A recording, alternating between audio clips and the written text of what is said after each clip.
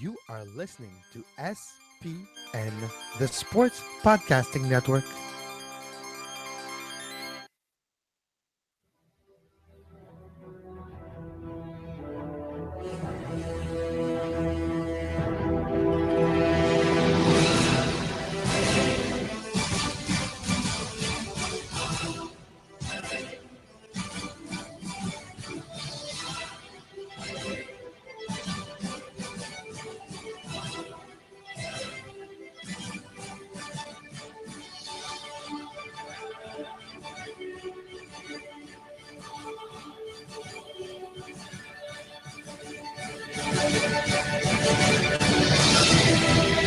Good day, but especially good night. And welcome to Open Lines After Dark. I am Kevin Laramee, and welcome to SPN Radio. Lines are open 802 375 7445. Skype line off the woodworks. That's OFFTHEWOODWORKX. Off the woodworks. You can give us a text message on Twitter at SportsPodNet. Join the conversation. What did catch your attention on this very busy Sunday in the sports world? Maybe an F1 race? Very, very interesting. The youngest driver ever to win today, this morning, in Spain, in Barcelona. Maybe it was the battle. The Jays, twice that got emptied. Punches were thrown. Batista was hit on the jaw by Oder. We'll talk about this later. Maybe it was the MLS games today that caught your attention. NHL playoff, maybe even today. So many topics to talk about. It's one of the time of year where you got NBA, NHL playoffs, yes. The MLS starting to get into the rhythm almost, third of the season now. Actually, we're the third of the season, really. And you got baseball season that's starting to get into the groove. We're getting to summer. So the spring, the roading aspect, the practice, it's not the practice, the regular season, but I mean, like, teams are like, it's getting into the rhythm of the regular season for baseball. So we're seeing this happen too. So it's a very interesting season in NASCAR as well. If you're a NASCAR fan, and NASCAR is week to week. Yes, there's a lot of races. It starts big with the Daytona every year, and then February, beginning of February, January, and then it continues, and there's ebb and flows in the season. But it's very interesting to follow. But the F1 season, if you're not an F1 fan, if you haven't followed F1, today may be the day you start watching a race again. Not just because Mercedes got them taking out each other in the first corner wall, was the second technically. Not just because of that. It is a very interesting season because of all the drama that fills it. Danny Kvyat lost his seat with Red Bull, got demoted to Toro Rosso, because if you don't know, if you don't follow F1, Red Bull have two teams in Formula One. One that's considered the development team in Toro Rosso, which means Red Bull in Italian. It's called Scuderia Toro Rosso. It has its own building, its own factory and all that, but it's more focused on the driver development side of things. Yes, the engineering and all that, it's development wise too, but it's there to result to get points, yes, like every F1 team out there, but it's there to help young drivers. And it had Carlos Sainz and Max Verstappen, two very good and capable drivers that are very talented, that were pushing the two Red Bull drivers that were Danny Ricciardo and Danny Kvyat until last week.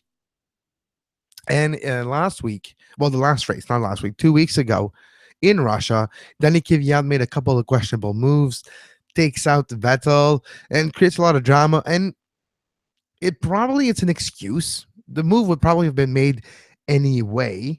But the fact that they will be able to, the fact that they're able to just change the drivers like this, and it was maybe just the drop that made the bucket overflow.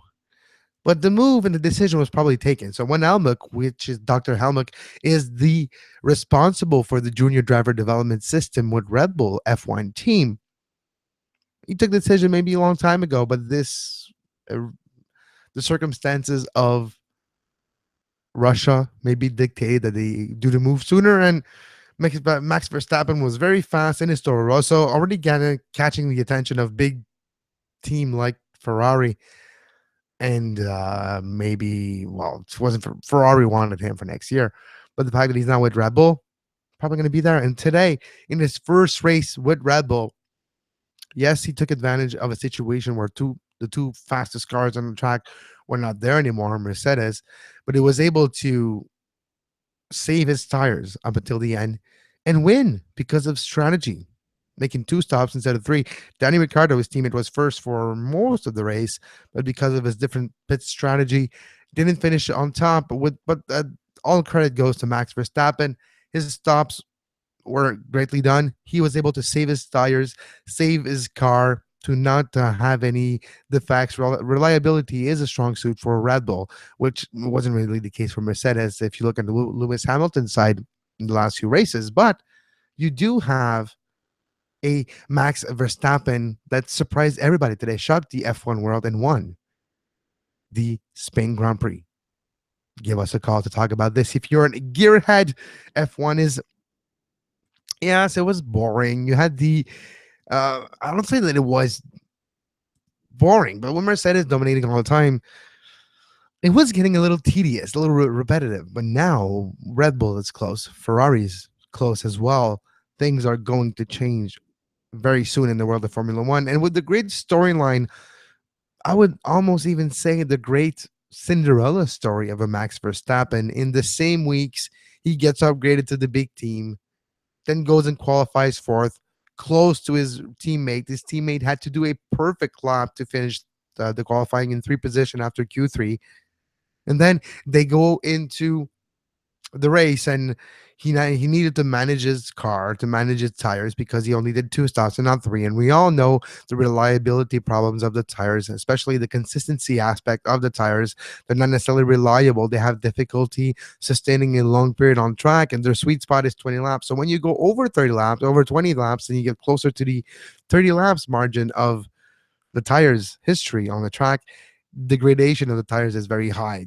There's a high probability, just like Ricardo had, even though he had three stops, you get a puncture late in the race. Unfortunately for Ricardo, it didn't cost him any spots. He was fourth when that happened, with a big gap in front of Bottas, so he was able to manage his way to the pit, change a tire, and finish still fourth. But instead of having about 30 seconds difference in front of Bottas, he just finished 2 seconds ahead of Bottas. But that's what counts. Just a little bit in front of him, it counts. But this race was amazing. Overtaking, risk taking by drivers, something that we haven't seen in forever, especially not in the top of the food chain of Formula One, because, well, Hamilton was daring. Rosberg shut the door maybe a little too early. It's a weird circumstance of events. If you're looking at the slow motion of the steering wheels of both, seems like Nico Rosberg wasn't in the right mode for this car. There's a couple different mode for the car. You can be in a energy recuperation mode where you refill your battery literally, or you can be in a overtake mode where you use your energy, or you can be in a normal mode. So he changed the mode at the same time as he was closing the door on Hamilton. And with the great coverage of Sky Sports F1, they were showing many close-ups of the different start this year of Nico Rosberg, and it's not the first time this year that he's not in the right mode. And I would explain his late reaction, well, not his early reaction to a late move by Hamilton, and that he shut the door, put Hamilton on the grass. Hamilton lost the control, ran Nico off the track. Both finished in the gravel pits, and it was day over for Mercedes. 802-375-7445. MLS is more your thing. There was a couple game in the docket today. You had a Sporting Kansas City facing Orlando in Sporting Kansas City, Houston, Real Salt Lake, and Portland, New York City FC. Let's start with Houston. At home, 1-0 against Real Salt Lake. Two losses in a row for RSL. Houston, two wins in a row, and a shutout on top of it. 1-0 at home at the BBVA Compass Stadium. Portland, New York City FC was the late game tonight. On the road, the citizens of New York were able to get a victory against the defending champions. You know, NYCFC is tied for number one in the East right now with the Impact. Gap is very small between the best and the worst team right now in the East because everybody is not really having a good beginning of the season. So that's very interesting. And the other game today, Kansas City versus Orlando in Kansas City. Finally, the Sporting Kansas City have won a game. It have been more than 6 games without a victory. And now, finally, at home on top of it, they won on ESPN as well. The bright lights gave them a little something more. And Kansas City finally prevailed over Portland in the Eastern Conference. Well, for New York, Kansas City in the West. We talked about the bad beginning of the season for Portland. Portland are close to the bottom of the West, if they're not actually in the bottom of the West. So Portland, defending champions, are having the championship hungover this year. Lines are open if you want to talk about the NHL playoffs. 802-375-7445. Yeah, it's in the Eastern Conference Final and Western Conference Final. Tampa Bay leads the series 1-0. St. Louis leads 1-0. 2-1 victory in the first game in the Western Conference for St. Louis. For Tampa Bay, well, Tampa Bay won the first game. Crazy game, very physical, where a goalie gets injured, but still Pittsburgh shoots on net, not able to beat him. Tampa Bay wins the first game. Tampa leads 1-0. So the next game is tomorrow night, May 16th, Tampa Bay versus Pittsburgh. Tonight, St. Louis San Jose was a very defensive affair with Brian Elliott making the difference against the Sharks. 32 saves. David Backes, John Lethor scores for the Blues. Surprising Blues, and it's a surprising Western Conference in finals, actually, because nobody was expecting the Sharks and the Blues at the beginning of the playoffs in the NHL. But because of different factors, because of Anaheim, Chicago, and Los Angeles getting booted out of the playoff really early, it gave a chance for the other players and other teams, especially in the Western Conference, to have a go at it. And maybe this year, finally, the Sharks have made it further than usually. Is the conference finals enough to fulfill the expectations of the Sharks fans? Maybe, maybe not. Is it enough to make Joe Thornton a legacy Hall of Fame type of player? He's probably already a Hall of Famer. But does he really need a cup?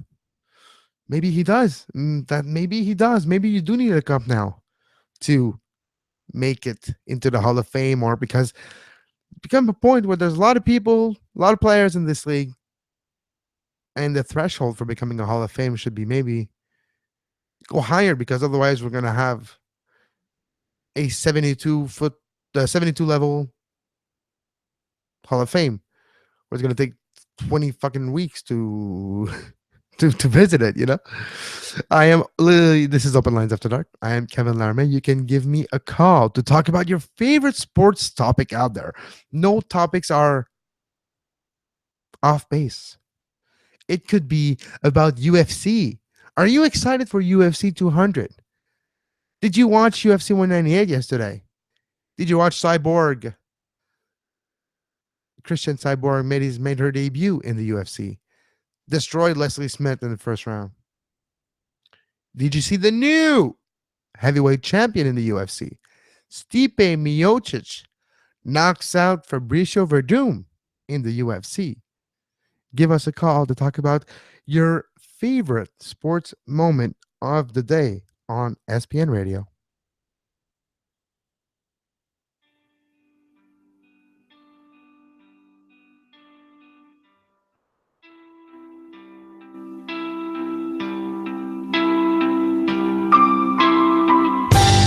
You are listening to SPN Radio, powered by the Sports Podcasting Network. Visit sportspodcastingnetwork.com for more.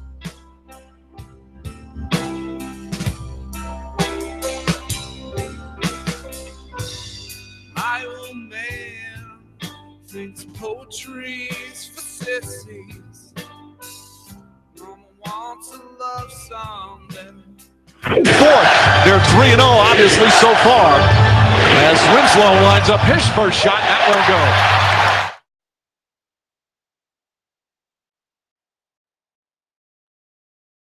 And we're back on SPN Radio. We have on the line Baxter Colbin. Baxter, 1 second, I will put you live on the air. How are you tonight, Baxter? I'm doing great, Kevin. How are you, sir? I am doing amazing. It was a very busy sports weekend, as always in this time of year, Baxter. What did catch your attention today?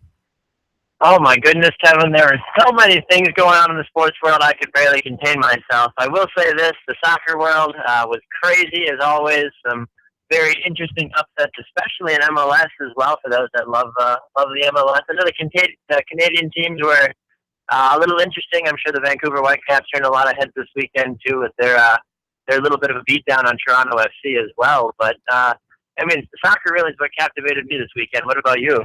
Oh, a lot of things. Yesterday, yes, the Montreal Impact 1-1 draw versus the Philly Union was very interesting. You mentioned the 4-3 win of the Vancouver Whitecaps over Toronto. That was interesting, too, the way it happened. The whole Josie Altidore PK situation. Let's start there, being a U.S. men's national team cover, as you are. Baxter, Josie Altidore, hamstring injury after a fluke, kind of weird, almost bizarre, and almost funny sequence for him. Let me go through the play-by-play.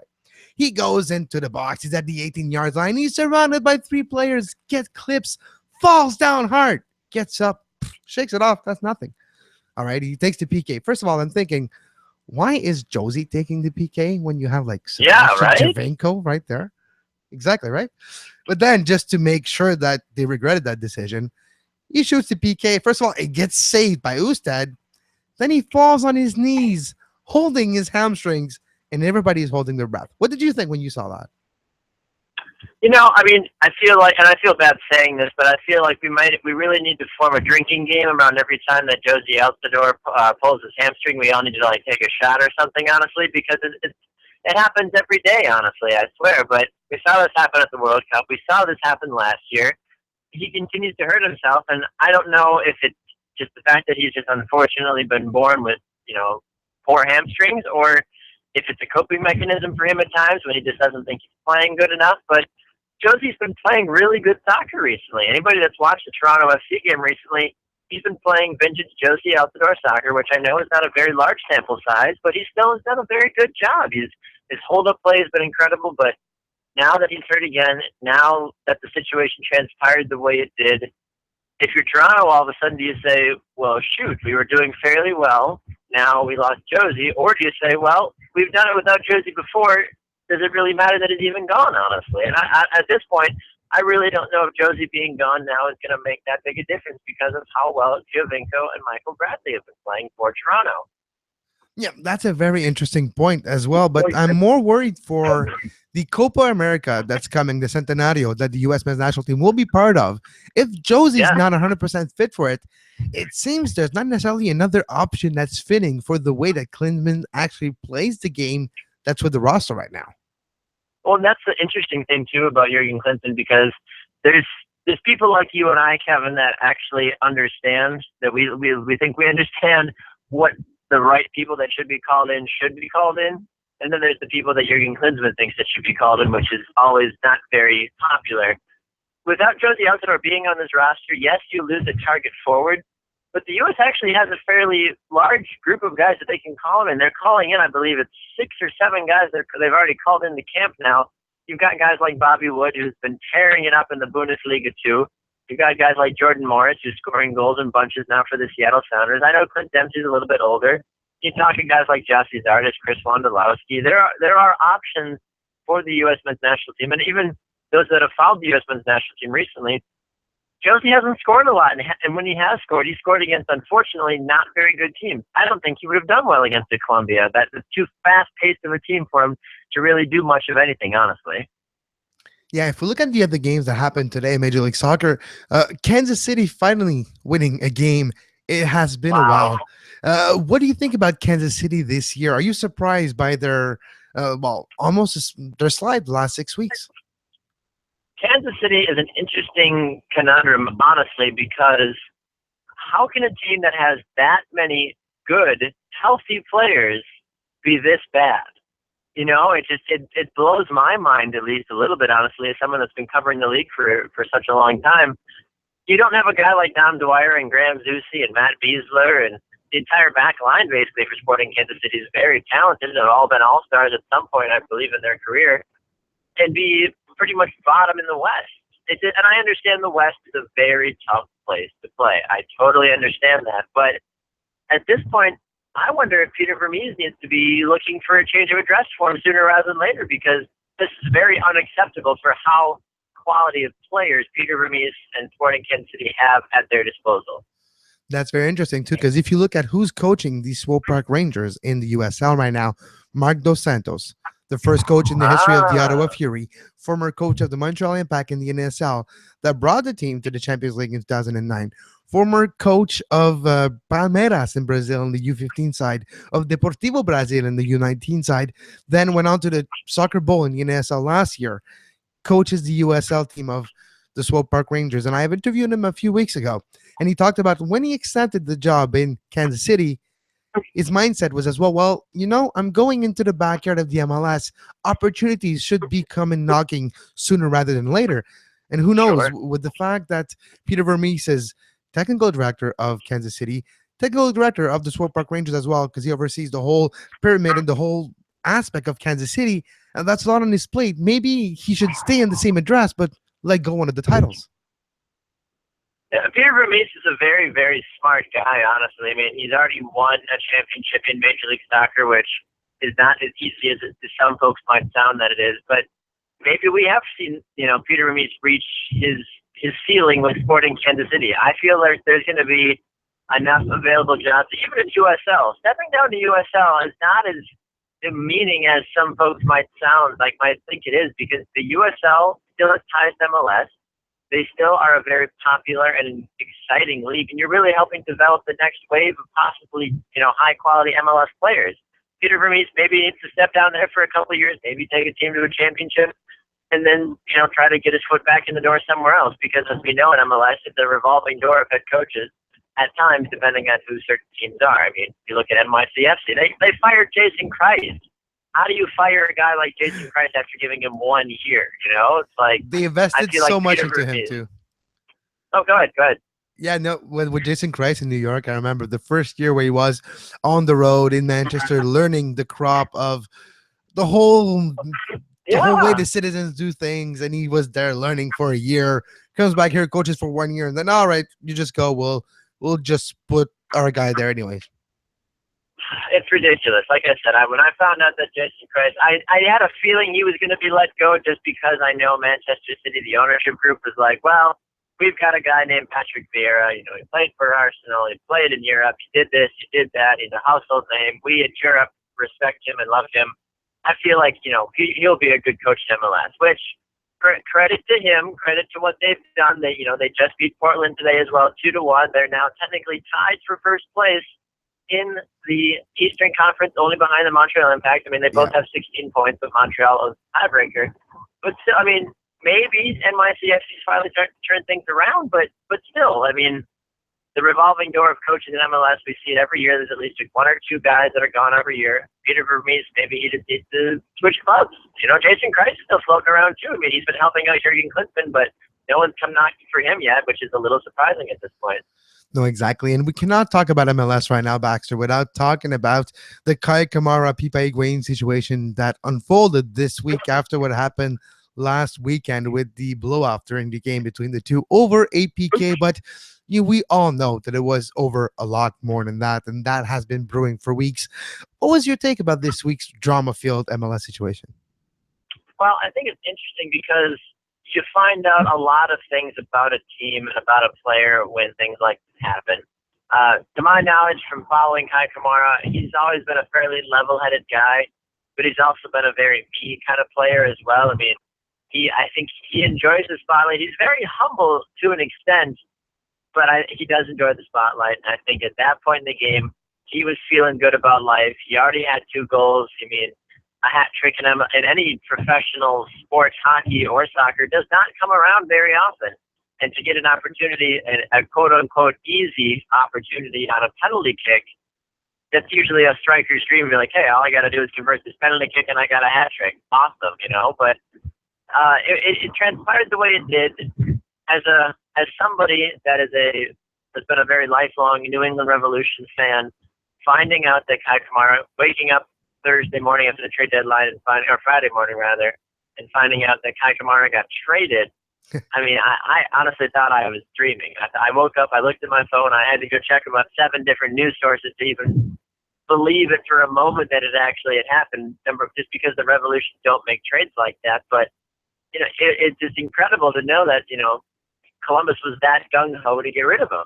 And I heard headlines and spewings of Kamara was a locker room cancer, and he did this, and he did that. Well, how much of that actually is true, and how much of that was Columbus trying to put their nose a little bit more in the media spotlight? All right, before I let you go back, so I'm going to go away from soccer and ask you a fatality question, a do or die question. Okay. Does the Raptors have any chance to beat LeBron and the Heat? Say that one more time. Does the Raptors have any chance to beat LeBron and the Miami Heat? Ooh, man. The Raptors, I think, have been they've been very exciting, honestly. I've had a chance to watch some snippets of the Raptors and Heat games this playoff series, and the Raptors look like they're far more into it than what the Heat are doing. I mean, Dwayne Wade is keeping the Heat alive barely, but the Raptors, I think, are an exciting team. Do I think they could beat the Cleveland Cavaliers in the finals? Probably not, but I think it would still make for an engaging series overall, though. No, exactly. I said the Heat because I'm just used to seeing LeBron and the Heat in the conference finals. But no, the Raptors beat the Heat today to reach the conference finals. Oh, there you go. Yeah. So now Toronto, Cleveland. I mean, that's going to be an exciting series. I can definitely see Toronto at least stealing one game, but it's very hard to go against a guy like LeBron James, Kevin Love, Kyrie Irving. They've been shooting the lights out of gyms. I mean, how do you sweep a team like Atlanta 2 years in a row? And Atlanta's not a bad team. Let's not forget that. But Cleveland, they think at least that they have a good opportunity to get back to the finals again this year. Will they be able to get through Oklahoma or through Golden State? I don't know, honestly. I mean, it all kind of depends if everybody stays healthy, which I know is a cliche thing to say, but in a game like basketball where you potentially have to play 7 games, you need all your best players to be healthy, honestly. And I'm still mad at Oklahoma, to be fair, Baxter, because I wanted to see that Golden State Spurs matchup in the playoff when it means the most, because those two teams have had historic season this year. They were battling each other for the best records ever. And because of the Golden State's brilliance, it was overshadowed the Spurs season. And in the playoff, they could have battled for that title of best ever almost. And because of age and father time, have finally caught up to Tim Duncan. Oklahoma, all credits to Oklahoma. They deserve it, but they took the dream matchup away. Well, not to take too far away from this, not to go into too big of a tangent, too, I thought it was interesting that we've all heard how Greg Popovich was a little fiery in his final press conference of the season, and was kind of going after reporters a little bit. But I thought it was interesting how Jameel Hill from ESPN went on His and Hers the next day and basically said, "Why does Coach Popovich not have to answer for his actions? How do you take the second best records team and lose?" She's like, "I feel like if this were literally any other team, that coach would be questioned up and down for saying, how in the world are you guys not in the finals, or not, at least in the conference finals, because that seems like a coaching issue. That seems like, a team that, as you mentioned, was the quiet second behind Golden State this year. If Golden State had not made it and they lost, well, I understand some folks would say, well, Steph didn't play the whole series. Well, either way, Steve Kerr would still be getting asked questions. How do you lose? You were the best team all season long, So I think it's interesting how Greg Popovich, and I thought Jameel Hill brought up a good point about that, saying, hey, why are we not having more questions about a guy like Coach Popovich here who had, arguably the second best team in the NBA and couldn't perform, couldn't produce? Baxter, can you tell our listeners where they can reach you on Twitter, and we can look for the latest edition of What's the Score Sports News Quiz on the Sports Podcast Network later tonight? Absolutely, yeah. You can find me on Twitter at Baxter Colburn. That's BaxterColburn. Give me a tweet. I love chatting with people as well. And you can find the newest edition of What's the Score, the Sports News Quiz, right here on the Sports Podcasting Network. I believe it comes out tomorrow, so give that a listen as well. And appreciate you having me on, Kevin. Thank you. Thank you, Baxter, for the call. All right, line are still open, 802-375-7445. Now, I want to move on to, we talked about the basketball, the Raptors. Another thing happened today between between the Toronto team and a Texas team. The Rangers and the Jays had a memorable game for the for the wrong reasons today. Wow, what a game that was. Really weird. It was. I don't know where to start with this brawl. A lot of history. The whole bat flip situation was against Rangers last year. There's a lot of pumped up emotion from last year. The people that are been angry for months for things that are stupid, like, oh, I'm angry at this guy because he threw a bat in the air and he looked at me like he was mean. Oh, that makes me angry. And that's no place in baseball. Stop doing just play the damn game. But anyways, the Rangers took offense to that, and there were close pitches, and eventually Batista slid in the second, close to Roughneck Odor, the second baseman, or the shortstop, second baseman, I'm not sure, but he was covering second base at this time. And it was a iffy slide that was almost made for contact between the two. Then Odor got up, pushed Batista, and hit him with a right cross straight on the jaw. Batista's knees buckled. He stepped back, trying to fight off. Bench is cleared. People fighting everywhere. Donaldson gets ganged up by 4 Rangers. Coaches get involved. People get pushed, punch, jab, cross, uppercut, jab. Almost. It was quite a scene of the Rangers blue-red mixed with the white and gray of the Jays. A little bit of blood here and there. It wasn't over. Eventually, the Jays pitcher, I can't remember his name by then, both coaches got evicted by then, and it's just up to second manager on the bench, and Prince Fielder gets drilled with the ball. Benches clear the can. Other pushes. Other people going crazy. And at the end of the day, the Jays lost 7-6.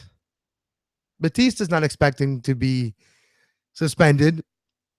I do feel Roughneck Odor needs to be suspended.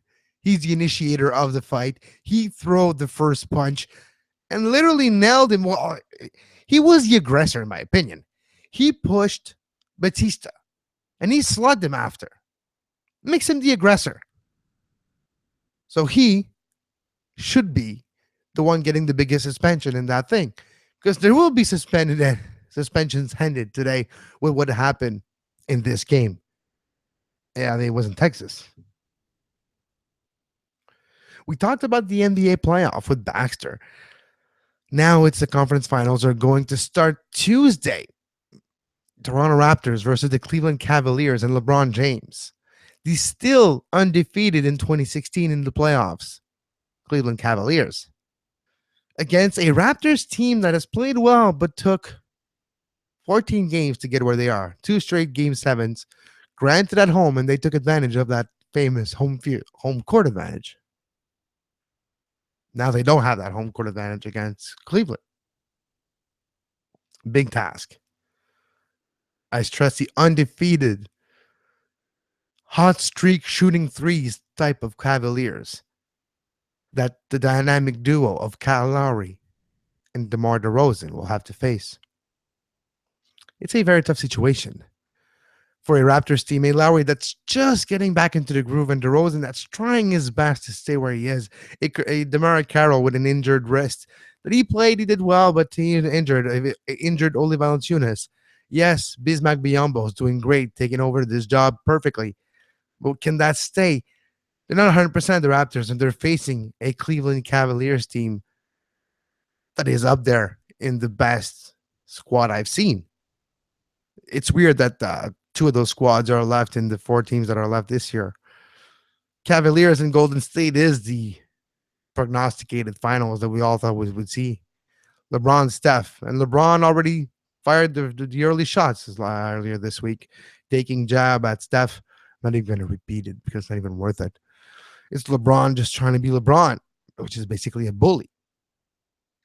But it's interesting.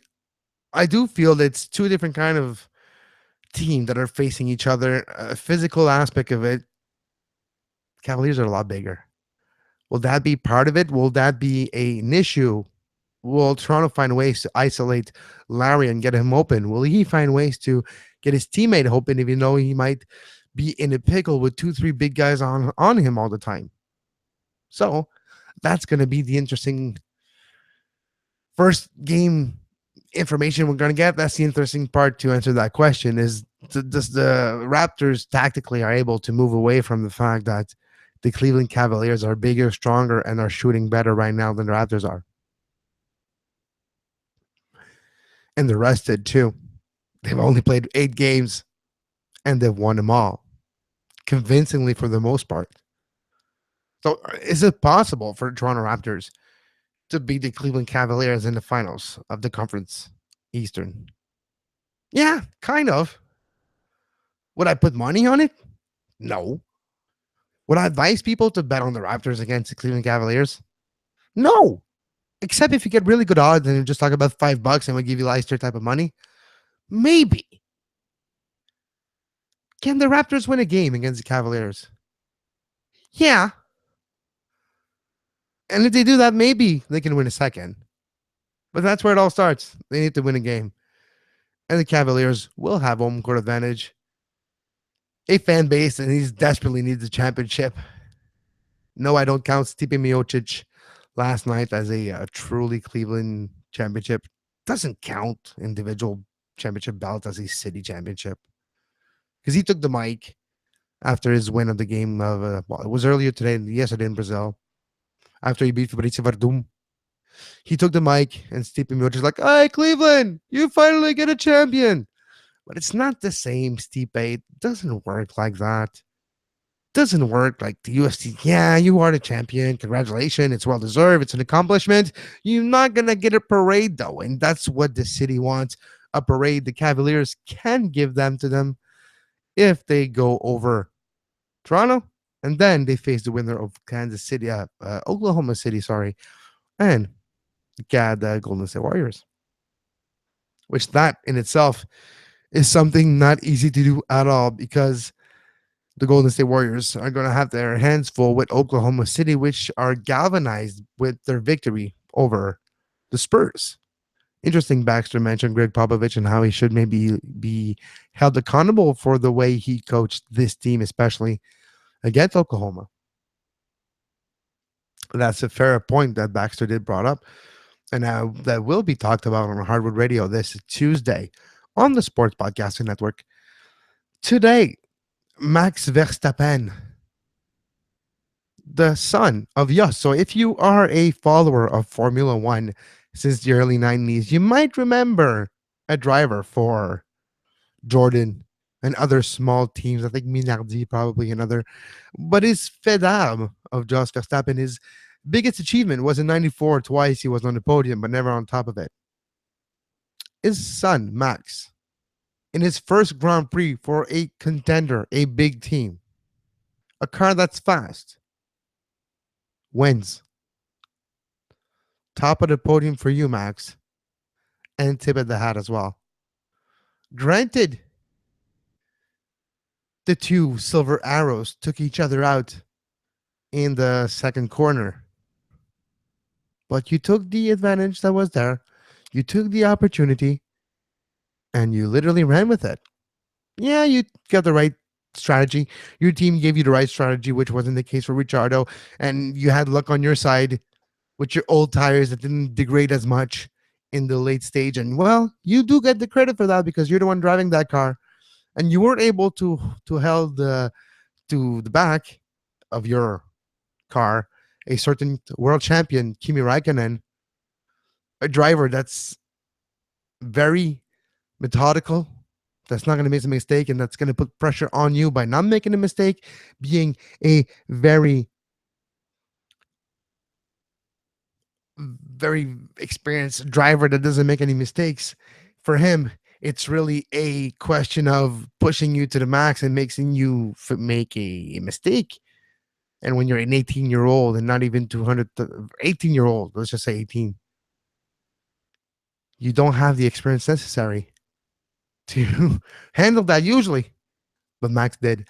And Max Verstappen won the 2016 Spanish Grand Prix. So tip of the hat to you, Max Verstappen. And if you're a big F1 fan, listen to tomorrow's Scuderia F1 pod hosted by Mark Daly and yours truly, where we will go deep into this Grand Prix about the Danny Kvyat Red Bull situation, Toro Rosso. It will be a very interesting show because this Grand Prix in the last week in the world of Formula One is what we all wanted. And I have a rant brewing. It's been 2 weeks now. It's brewing inside me. I need to talk about it. I need to let it go. I need to clear my mind about it. And tomorrow on Scuderia F1 Pod, I will put the record straight and put things clear and clear my mind on that subject. And that will happen tomorrow. And until then, have a great sports. I am Kevin Laramee. Thanks for listening to the Sports Podcasting Network / SPN Radio. Visit us on sportspodcastingnetwork.com. If you want the live content, you can always go to sportspodcastingnetwork.com / SPN Radio to get every live show live. And for soccer today, same place. And until next time, I'm Kevin Laramee, and have a great sports. You were listening to SPN, the Sports Podcasting Network. Visit us, sportspodcastingnetwork.com.